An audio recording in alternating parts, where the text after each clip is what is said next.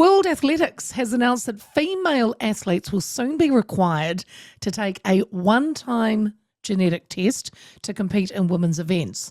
The test will check for the presence of the SRY gene, which triggers the development of testes in an embryo, determining male sex.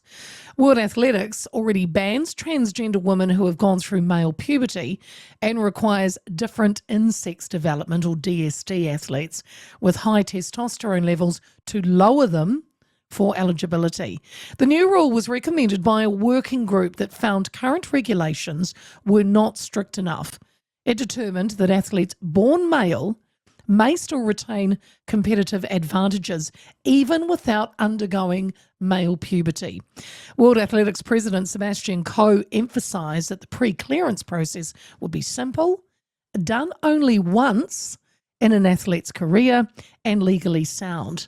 He reaffirmed the organisation's commitment to protecting the female category in sports and stated that they would work swiftly to secure a testing provider and implement the new system.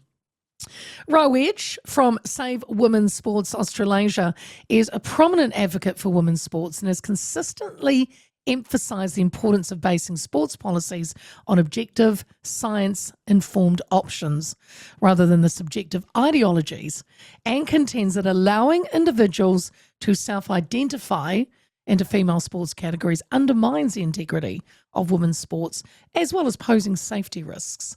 And it's great to welcome her onto the show. Hello, Ro.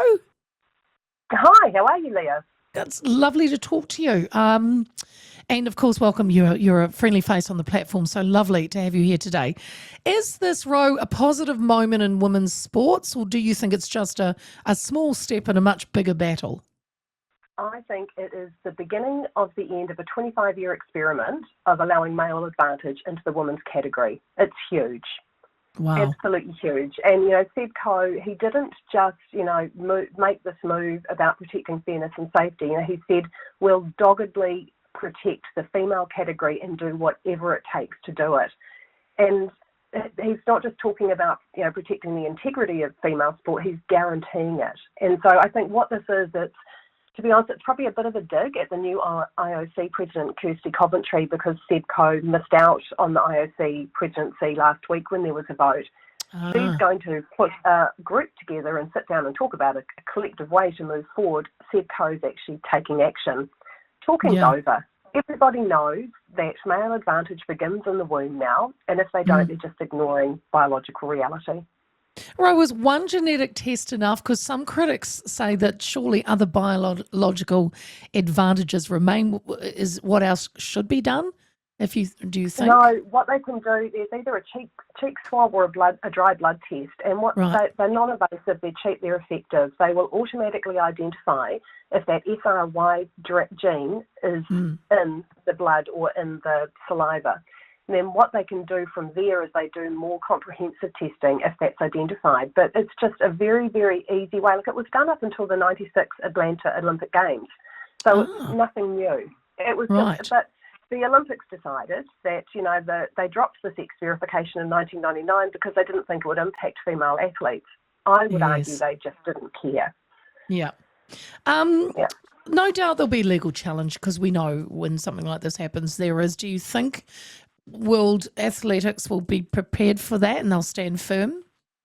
Yeah, I think they will do. They've already been through quite a few legal challenges with dealing with the DSD athlete issue, like Caster Semenya, etc. And there was, I think at the Rio Olympics, 800 metres, there was 3 DSD athletes, 3 male athletes who won the women's 800 metre podium. So there was no females on the podium, they were all males. And, the issue in Africa is that because they can have, they don't come out with a penis, it's like inverted for some of them, that they're wrongly identified at birth, and then they're brought up as girls, a bit like Khalif the boxer as well. Yes. But as soon as they start going through puberty, they have all of that male testosterone come through their body.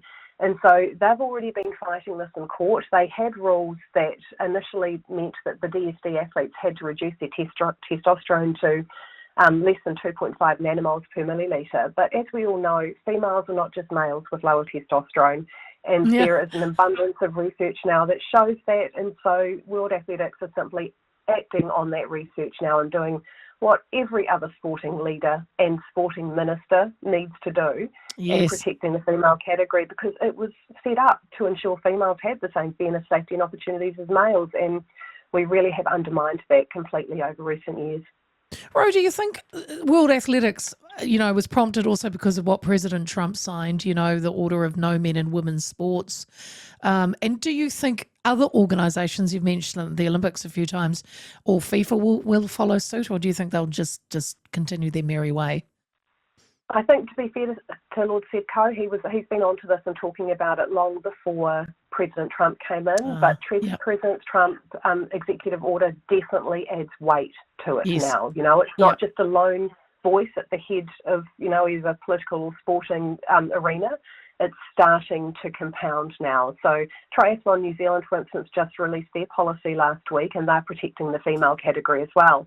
They haven't launched it publicly because they don't want a big song and dance and having to deal with the activists coming back at them. But, sports are quietly changing. But the problem that we have in New Zealand is at community level. That's the biggest issue now, because that's the pathway through to elite as well. And Sport New Zealand really are digging their heels in and not acting in accordance with the coalition government's agreement to protect the female category. And it's frustrating, to say the least. Yeah, well, actually, Ro, sorry, I did want to ask you about that, because I know you've called on Sports New Zealand and all publicly funded sports bodies to align, and I wanted to ask where are we in New Zealand with making these changes? You mentioned Triathlon New Zealand, so it's sad. It's that sports are quietly changing. I mean, no, not sad that they're changing, but they feel they've got to do it quietly, and not. Yeah, well, there's so much pressure on them from activists. Yeah, true. And from Sport New Zealand too. I was contacted by a national sporting body earlier this week. There's all sporting boards and associations are having to rewrite their constitutions. There's new rules that have come in place for them.